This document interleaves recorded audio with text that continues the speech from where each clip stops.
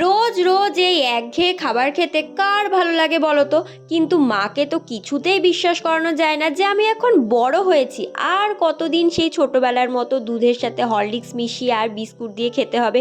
কিন্তু এই জোর জুলুমের হাত থেকে কবে যে মুক্তি পাবো তারও উপায় আমার জানা নেই। তাই মাকে আজকে কিছুটা জোর করেই রাজি করিয়েছি বাজারে নিয়ে যাওয়ার জন্য, সেই কারণে আমিও রেডি হয়ে গেছি, শুধু চুলটা বাঁধা বাকি ছিল।